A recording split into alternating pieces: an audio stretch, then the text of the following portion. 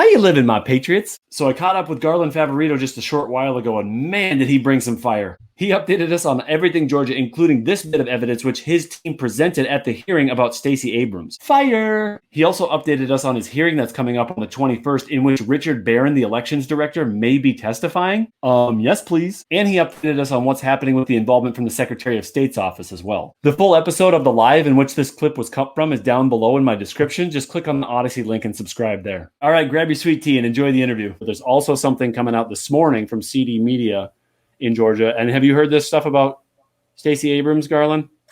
Yes, we actually were involved in breaking that story. Okay. Well, then I'm gonna preview this for the people, and then I'm gonna bring you in on this because this is massive news, guys. And again, I'm not trying to speak hyperbolically. I'm trying to bring you the news. I'm trying to bring you the truth. But if I'm telling you it's this big, I wouldn't put massive in all caps on this title screen of this live feed if it wasn't as big as I think it is. And so here, I'm going to share this, and Garland and I are going to go to the side here. But this is from this morning at CD Media, or this afternoon rather. Evidence presented at hearing today shows Stacey Abrams ran Fulton County elections. Okay, let that sink in for a second. Evidence presented today by the gentleman on your screen and his team at a hearing that was public today shows Stacey Abrams ran Fulton County elections. All right, let's go down. This is a piece by CD Media staff that was released today. I'm not sure who wrote the piece because it just says the staff, but I'm gonna read this. This story is developing, so we will report more as we obtain additional information. Evidence presented at this morning's public meeting of Fulton County Commission shows. In fact, Garland, I'm going to get us out of the way for a second and go full screen on this so that the people can see the story. No problem. Commission shows former Democrat gubernatorial candidate and state representative Stacey Abrams controlled and financed. Okay, I'm going to highlight this word here. All right, controlled. That's pretty big in and of itself, and financed. The main contractor used in Fulton County elections during the November 3rd poll, and again, the January 5th U.S. Senate runoff. There's so much in that first paragraph. I'm going to let Garland explain it, but I'm going to keep going because I want to get through this article, and then we're going to bring in Garland. Okay, I just want to give you what the article says, and then we'll move forward. Evidence showed direct financial underwriting of the staffing service Happy Faces personnel group by groups controlled by Abrams. In other words, a highly partisan Democrat political operative controlled the elections in Fulton County, which involved a Nigerian national. The meeting is being broadcast live on Fulton County GA government TV. Fulton County residents testified Stacey Abrams owns 16% of Now Account, and that Now Account financed and recruited employees for Happy Faces. And I'm going to have Garland explain what this is. Happy Faces Personnel Group, a Tucker-based staffing service, has been invaluable to Fulton County for its election workers, said its elections chief, reported by Fulton County online newspaper The Neighbor in early June. Though the county has been criticized for its reliance on temporary workers, Richard Barron, who we all love, Fulton's director of elections, who got fired after the November 3rd election and then got rehired, according to Garland, which I didn't even know about until he said that. So he's the Fulton County Director of Elections and Registration, said Happy Face saves the county money due to the fact that starting around 2015, its supplemental staff could no longer work as full-time employees because of the Affordable Care Act's definition of full-timers as anyone working at least 30 hours. Imagine that. With overtime demands, compliance demands, we would have to double our workforce, if not triple it in big elections, Barron said. We needed a flexibility and efficiency in the hiring process. And that's the end of the story. So this is a developing story. But Garland, I'm going to bring you back in. Where'd he go? Where are you at? There you are. I'm here. Okay, so just bring me through this from the very beginning. What in the world is going on? Well, let me just comment one thing on what Rick Barron said there. He's very clever in his quotes, because he says that he talks about the money that they saved from using Happy Face. What he doesn't really say is that he could have saved that money with any firm that is a personnel firm that's providing temporary support. We didn't have to use Happy Face, but Happy Face, as you've already pointed out, Marcus, is politically well connected. And likely that had something to do with the why. Why was Happy Face chosen? Can you describe for the people, just quickly give a synopsis of what Happy Face is? Yeah, so Happy Face is a temporary personnel outfit. They supply temporary workers for Fulton County, and they supplied temporary workers for the election in 2020. Lots of complaints about the Happy Face personnel. Okay. In a variety of different ways, in terms of their partisan nature, in terms of their ability to perform their duties, and a variety of different things. We're going to be asking Monday, who decided to make this hiring decision. It may have come over the election board's pay grade, may rest at the Board of Commissioners. So their contract, it was due up to be renewed today, and I did not hear whether or not it was renewed, but that's been on the agenda item for the last 2 months and the last 2 board meetings, and they have not reinstated or reapproved them for the next year or two. So we'll have to see how all that goes. But you're right.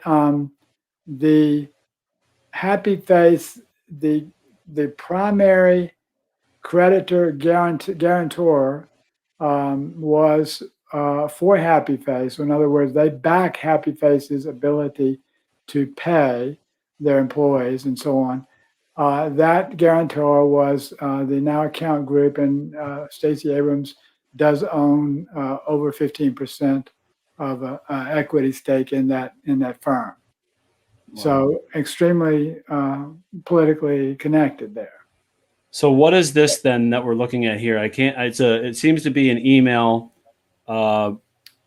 from at least filed on April 14th, and it's for the Happy Faces personnel group out of Tucker, Georgia.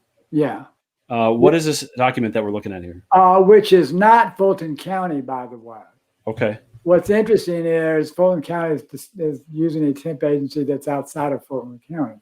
That's kind of interesting in itself. Sure is. This is the UCC document. So what this is saying is that the secured party, Now Account Network Corporation, is essentially the guarantor of 4 Happy Face, Happy Face personnel group. So in other words, they secure the debt for Happy Face. So if Happy Face was to run up a certain amount of debt, and that they could not pay, Now Account, Stacey Abrams' firm, would come in and make good on any shortcomings. Man, so many questions here, Garland. How is she? I know that she owns over 15% of the company, but how else is she implicated in this when it comes to both the November 3rd and the January 5th election? Well, the real question, I think, another question, not the only question, but is, well, the fact that they are the guarantor, what strings can they pull in terms of who to hire? Bridget Thorne testified today, and when she broke this story at the board meeting, she testified that she's a senior poll manager. She could never get Happy Face to call her, even though she's probably the most qualified person that they could have ever hired.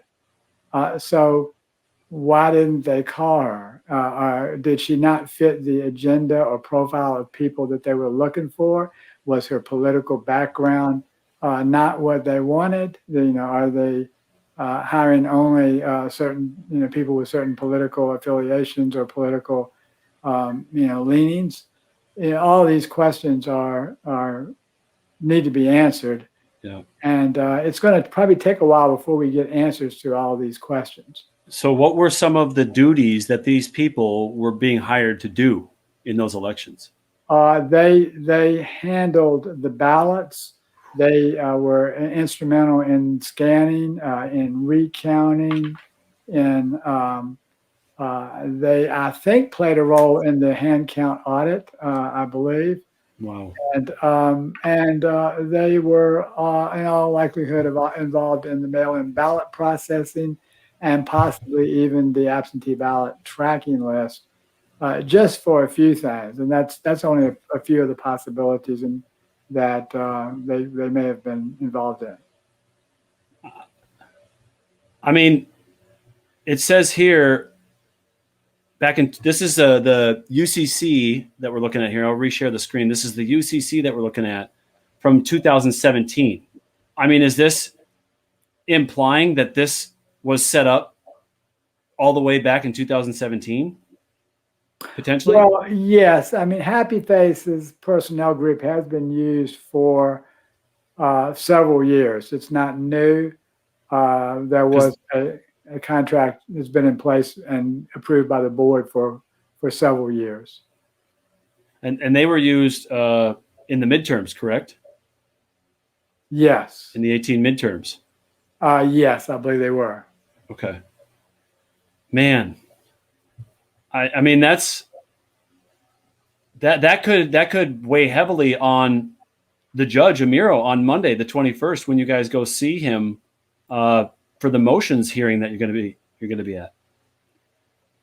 Well, I hope so, but unfortunately, most of the hearing and the motions and things that we are going to be pursuing on Monday, they mostly are technical jockeying in regards to Georgia's sovereign immunity law.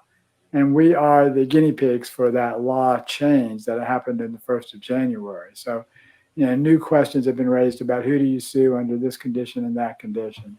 So unfortunately, the hearing on Monday really isn't going to talk so much about the evidence of the case as it is going to talk about, well, who should we have sued and did we sue the right parties? Have they been served? Basic things like that. Right. No, and I knew that was a more of a technical hearing or a meeting that you guys are going to be having on the 21st, but it just seems that with all the goings-ons now of what the Georgia Star News story that was reported a couple of days ago with a county elections official admitting they still don't have the paperwork, and Raffensperger admitting himself that they still don't have the paperwork, along with this information, along with the ballot images, along with you guys getting access to I mean, this is, Garland, this is more than where there's smoke, there's fire. This might be, the beginning embers of something that the judge, I don't think, in my opinion, can overlook. Right. I think you're right, Marcus. I mean, there is a major story breaking here every week. Yeah. And we've had 3 weeks in a row of major stories breaking about Fulton County. It's unbelievable. Can you update us on any one of those stories? Why don't we go back to the Ruby Freeman, Shay Moss depositions? Can you update us on that, where we're at? And while you do that, I'm going to go plug in my lights. So you keep talking. Okay. Well, that'll be an easy one because those depositions are on hold. They, as a result of all the technical jockeying back and forth, the depositions will be, they'll come into play after the June 21st hearing. So we have to get a ruling from the judge to continue on, and then we will be able to depose, Ruby Freeman, Shay Moss, and the like. So that'll be a little bit further down the road as a result of the motions that were filed. Okay, well, let's update. I mean, where are we at with the criminal defense attorneys that were hired by the county that are trying to stop that deposition? Well, what they did is they filed their motions to stay the discovery, which is what the depositions are taken in. They're taken as part of discovery. and the defense attorneys file motions to stay discovery until the motions to dismiss the certain plaintiffs from the case, I'm sorry, certain defendants from the case are heard and ruled on. So we have the issue of the the Board of Elections is saying that they can't be sued under the new sovereign immunity law. We have to sue the county. The county is saying, well, you can't sue us because you didn't serve us. Well, we've already served them, we've reserved them, so they can't get out of it with that excuse. And the board, we've already served the individuals of the board once. We may choose to serve them or include them again. So there's just technical legal speak that we have to get through right now before we can go on. These dismissal motions are not based on the evidence of our case. They're just based on, well, is the right party being sued? And under Georgia law, the judge can make the decision as to who is the right party to be sued. Well, and a question from Kristen, I think that answers her question. Is he going to be there on Monday? No, Kristen, that's more like he just mentioned, kind of a procedural, technical meeting and hearing that they're going to have to get through. But I think it does. Go ahead. Well, Richard Barron. Now, so we were talking about Shay Moss and Ruby Freeman. That's a different story. Right. Richard Barron and Rob Pitts would be instrumental to the hearing on Monday, because the issue is that the county is trying to say that they don't control elections. Well, we have evidence that says that they do. So Richard Barron and Rob Pitts are going to have to come forward and say, why isn't our evidence correct? Because the evidence shows that the county does, in fact, control elections, at least significant, hiring decisions, that sort of thing. So you probably will see them in the courtroom. I think Richard Barron will be there Monday. I'm not sure if Rob Pitts will be there. I think he'll try to weasel out of it. And so that it will be interesting. It should be an interesting hearing on Monday. How would Rob Pitts weasel out of it? Yeah, I don't know. I think they would probably try to claim that, well, Richard Barron can answer all the questions, therefore you don't need both witnesses. I would just suspect that they'll try something. They don't want him to get on the stand. Why is that? That would be, well, I don't know that Rob Pitts is that familiar with elections processes. So we'll see. We'll just we'll have to see what happens. But hopefully they'll both show up and testify. Oh my gosh, that would be amazing to get them on record. It would be. I mean, we've got lots of questions that we would like to ask and get answers to. In fact, I was actually working on those just before I talked with you and came on. That's why I was a minute late. You never stop moving. And in that vein, please, folks, go down into my descriptions. There is a link to the voterga.org's donation page. Please, if you have $1, $5, $100, $1,000, whatever you want to give, please donate to the cause. Voterga.org is not doing this with investors. It's not doing this with big tech money. It's not doing this with big corporation money. It's funded by us, the people, for We the People Audit. Okay, so go down there and donate. Any amount helps. And again, as he mentioned early on in this interview, you're not giving to Garland directly. You're giving to the organization. Garland doesn't get a dime. This money goes into the processing. It goes into the what this organization is doing. And like I said, any amount helps. So please go down there and donate. So I think Kristen's question also may bring up another question, because in your answer, Garland, you did say that he may not testify on Monday. If he doesn't, are you able, is Bob Cheeley or is your group able to subpoena potentially Rob Pitts or Richard Barron to testify in a different scenario other than what is going on Monday? Well, yeah, I mean, I think that we certainly want to call, depose them at some point in time. But I have a feeling they're going to have to show up Monday, at least one of them, and it will probably be Barron. So we have a lot of questions that a lot of very important questions that I think that we'll hopefully get a chance to ask. Can you bring up video evidence of things that he said in the past, whether in interviews or himself on news organizations? Yes, we can. I got about 16 clips I'd like to send you guys. Where do I send these clips? You've got my personal email. Send them to me. Done. I'll send them to you. We will probably use. I can think of a half a dozen of them right now that we'd like to use. Okay, we could talk about speculation, right? But what you see on the video and the words that he uses, he incriminates himself quite heavily, in fact. And then on top of that, he gets fired afterwards and then rehired. So let me ask you this then. What was the whole point in firing him and then bringing him back on just a short time after that? Well, see, that's one of the key questions is who actually controls elections. The Board of Elections voted to fire him, and then the Board of Commissioners voted to retain him, keep him on. So who controls elections? At the same time, the Board of Commissioners is saying that they don't control elections. Well, then how is it that they overrode the Board of Elections and the Board of Commissioners, decided to keep him if they don't control elections? I mean, there's just so many people talking out of both sides of their mouth at the same time. It's almost beyond belief.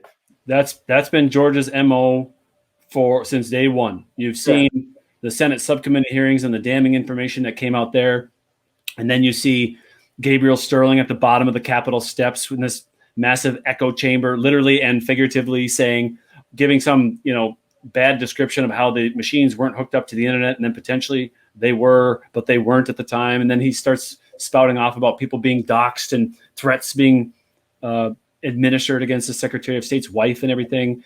And then you see Brad Raffensperger going on the New York Times saying, I'm open to a full forensic audit. We're going to end up with the same results, but then we can finally put this to bed. His little shot in there at everybody. But then also at the same time, he's filing amicus briefs to try to get the case removed. It's like that's been the MO down in Georgia since day one. And I just hope that people ask the right questions when they get into the right situations, when they have that opportunity. Absolutely. And see, the reason they can get away with it is because the news media will not challenge. Exactly. The news media is just puppets. They're in bed with Secretary of State's office. So, which is why I call you, bud. Which is why we talk, because I want the people to hear it first. I want to hear it from the people that are actually on the ground doing the work. That's what we're about on this show, is getting answers. We're cutting out the middleman. We're cutting out the corporations. We're cutting out anybody who could pay me, because I'm not getting paid, guys. The only people who pay me are you, and that's through your generous donations. But I'm not getting paid for this. We're just trying to get the truth out, and we're cutting out the middle. We're going straight to the source, Yeah, I think, Marcus, that's what keeps us so true. I think that we live off of small donations like you do, and therefore we're not beholden to any one party to toe some agenda that they might have. We can just simply tell it like it is, because we are funded by patriots around the state of Georgia and around the country. A lot of them are your listeners. Yep. And we're growing every day. We're making a difference. All you guys who are in the chat right now, the more you hear this, when we have 738, and this is going to get well above 10,000 views when it's all said and done. I don't know if I'm going to have to take this down. It's going to go up to Odyssey, guys. It will be uploaded automatically to Odyssey. And so you can always see this there and share it from there. But we're going to get into later on in the show why I may have to take it down later, because there's a purge going on right now, and it is real. Okay. It's not just us on YouTube saying, guys, we're getting purged, like, watch out. This is real. It's happening on Twitter. It's happening on a lot of social media platforms that are run by big tech oligarchs, and we need to insulate ourselves from that. So I do want to also update on where you guys are at. So you're going into the meeting on the 21st. You're going to hear all the motions, get through the technicalities. Then after that, I know last time we talked, you said you potentially didn't have a game plan solidified yet. Being that we're 5 days out, where do you stand in that process? That's my number one task tomorrow, is to try to solidify that. I think you knew we were out in there. We talked last week. We were out in Arizona. We found out a few things out there we want to incorporate, and we need to make some adjustments to the plan. Also, based on the restrictions that the court threw at us last time, and we can implement all those. And then we will I think we mentioned that the room was only about half the size that we thought that it should be. So we have to make some restrictions there. So we're going to go ahead and make a plan that will be viable for what the restrictions are. We're hoping they'll move it to a larger, better facility like Arizona has. But just in case they don't, we'll be ready with a plan one way or the other. We want this inspection to go forward. Completely off topic. This is actually not for you. It's for the listeners out there. M. Campbell said something that I'm intrigued by, but what we do is we try to find sources, Mr. Campbell, and we try to make sure that we're single, double, and triple sourced at certain times because we're not trying to spread any type of misinformation. But if you have a link to this, I would like to see that link. And if you could post that, that'd be great. I haven't heard that yet. There could be stuff breaking right now. I mean, it's 10 o'clock on the East Coast, 9:01 here in Minnesota. I don't know if that's true, but I am curious to hear about that. So please post a link if you can. Back to you, Garland. I think that this is a moment in time. This is the crux of where we're at right now, and where you guys are at in Georgia, where Matt DePerno and Bill Bailey's case is at in Michigan. They're finishing up in Arizona. I think they're down to, they're doing, I saw a story earlier today, they're doing 100,000 ballots a day. There's talk about, we're going to get into Wisconsin a little bit later because they also visited down in Maricopa. I mean, we're at if this is the teeter-totter, we're starting to move. There's starting to become some weight. Or if you're at the top of the hill, you're starting to kind of crest over that hill, and we're starting to see the other side, Garland. Right. From your perspective, how does it feel? Where are you at in your headspace right now? With that all being said, well, that's exactly what I told them in Arizona last week. Was exactly what you just said. I think you're going downhill now. You guys have crested. Everything is going your way now. They're going downhill. There's the media has lost credibility trying to claim that that was a fraud and all this other stuff that they, partial. They would claim things like it was a partial, the people behind it were partisans. I mean, the first guy I saw when I got there was my long-term friend, John Brakey, who's a lifelong Democrat. And he's very, instrumental in the whole process, working directly with the top people. So it's not a partisan effort. They lied about that. Yeah. It's, they lied about so many other things. It's just a very precise operation. So and I went through everything, being a process guy, system development methodology. I mean, that process was secure. It was comprehensive. It was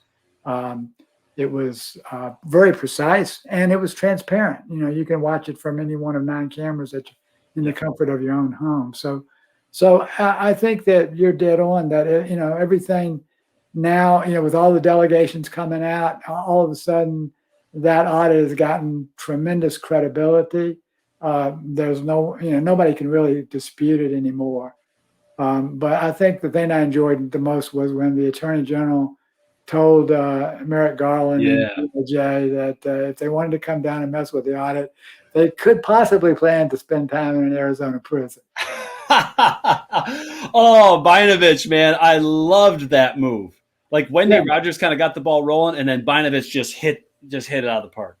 Yeah, I mean, the U.S. Constitution grants time, place, and manner to conduct elections to the states. Yeah. So they need to keep their nose out of it.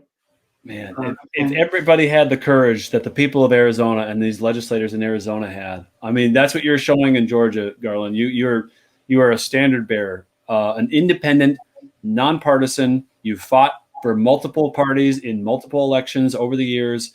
You're not taking money from big tech, big corporations, from politicians. You're getting patriot, grassroots funded election integrity for the people, of the people that the election was held for. That's what you're all about over there. Yeah. It's why we're still alive, and it's why we can tell the truth. Yeah. Oh, I love that. Go down into the links, guys. There's a donation section. It's got stars around it. I tried to make it as obvious as possible. Link in the description. Go vote, donate to voterga.org. Any amount helps. It doesn't matter, $1, $5, whatever it is. I'm sure they would appreciate it. Garland, I want to have you on to talk about the media angle. Every time I have you on, we have to just talk about breaking news. Yeah, exactly. It's another story. But we'll maybe next week we'll do something on that. I'm ready to do that whenever you want, and we're getting more and more information about that, so it's going to be more and more interesting when we do it. Well, give the people a little teaser, because we talked last week. Man, you've got so many good stories about actually publications giving you decent reviews, giving you a decent story. But then there was one specifically that you were like, what in the world? Yeah. So, there's different kinds. We have what we call kind of the friendly media, and they try to portray our case accurately and, what the merits of it are. Then we'll have some other media that will give us a biased story, but at least they will quote us properly. And even though they have a biased and opposing opinion, and then you'll have the outright hit pieces, which we've had one nationally and one locally. And we've decided to take some action, and we're not just going to let the media trample on us and get away with it anymore. So wait. That's news. What action have you taken? Was it both the federal or the national and the local, or was it just the local? I think that one of our sister organizations is that we're going to do. We've started a campaign to hold the local news affiliate accountable for their corrupt reporting. Can you name any names? No, I better not. All right. Not yet, but we'll save it for the media segment. We'll go through a little bit more detail. I think I can show you a few things by that time, because then we'll really be having it cranked up. Oh man, I can't wait. Week or so. Yeah, well, who knows? Okay, so let's plan this tentatively for next week. Let's pencil it in. All right, for next week, we're going to talk media, unless the wheels start falling off again, Garland. And I got to start talking about potential Brad Raffensperger information. Have you heard anything, any rumblings today about anything with the Secretary of State? Well, nothing other than the fact that the Secretary of State came out strong against Fulton County on the 18,000 chain of custody forms that they're missing. Not 18,000 forms, but they're missing forms that account for 18,000 ballots. Yes. Which, so in other words, there's 18,000 votes that are in the system, or ballots, for which they have no chain of custody form. So they don't know how those 18,000 ballots got in there. And that happens to be about the same number that we think are counterfeit. What a coincidence that is. As the world turns, as the table turns, huh? Interesting.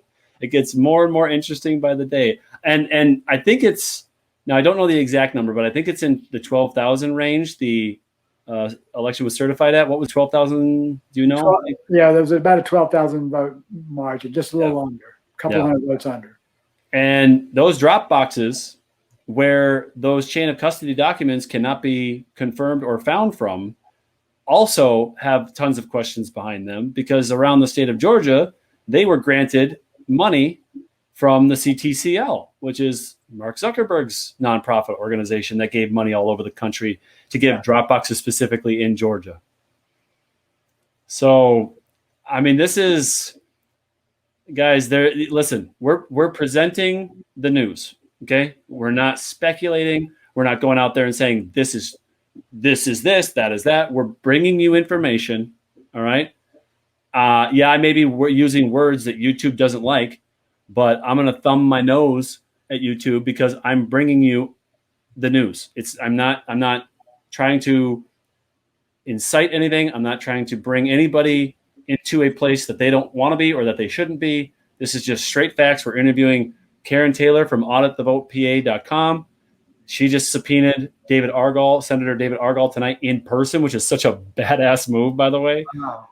And then they're sending certified mail affidavits as well, which this is a direction she specifically said. And you'll once this interview or once this live gets done, it'll be posted to my account. You can go back and watch that interview.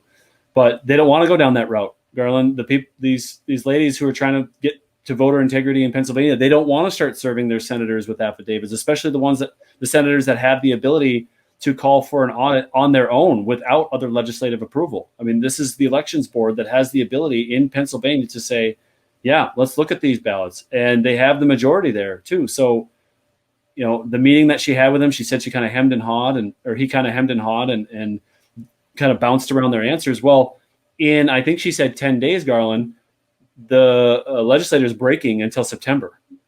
So they may be playing that Georgia delay game, where all of a sudden now they're breaking. What is the Georgia break again called? I can't remember what the one in Georgia is called. Isn't there a name for it? There is. Well, we call it sine die. That's what it is. Yeah. That's when it's over. Yeah. But in regards to Pennsylvania, I mean, they're in a similar situation that we are. I mean, we had sworn affidavits. They have the sworn affidavit from the truck driver who claimed that he sent in a million ballots to Philadelphia County. So if that doesn't justify at least a ballot inspection of Philadelphia County, what does? Yep. I mean, you've got to inspect those ballots in Philadelphia to see if they are legitimate. So that should be, even if you don't audit the whole state, you should at least do that. Yeah. That's the least you could do. Well, and we played I read an article from Jordan Conradson on the Gateway Pundit earlier tonight from June 6th when Argyle was quoted saying, yeah, I'm all for a forensic audit. Let's do it. And then on the 13th, 7 days later, he was kind of hedging his bets and saying, well, I'm not really sure. So I don't know what happened in that week period. I'm not going to begin to speculate. I don't know what goes on behind these closed doors with these people, why the Board of Supervisors in Arizona is playing hardball with routers that should be released to these these people doing the audit. I don't know why all this stuff is going on around the country, but that's what we're trying to get answers to. And if they're not willing to answer our questions, then we're gonna find an answer a different way. We're not running away from this. In fact, we're running towards this. The more they run away, the faster we want to get in to where the answers are. And so that's what you guys are doing in Georgia. I'm really proud of where you guys are at. And I would say thank you off air, Garland, like I normally do, but I've got a lot more to cover tonight. So I will let you go since it's 10:15 in Georgia. Thank you, Marcus. Appreciate it. I appreciate you having me on. And we are interested in Pennsylvania, and we hope that they'll go forward with something similar to what we have. So amen. Anxious to hear what they do. So thanks again. We appreciate it. We're going to have you on next week. We'll update people on if there's any more breaking news out of Georgia, and then also talk to you about the media angle from all this, because I think that's a really big angle that we haven't been able to touch on yet. So great. All right, Garland, I'll talk to you soon. Thank you, Marcus. Bye-bye. Thank you.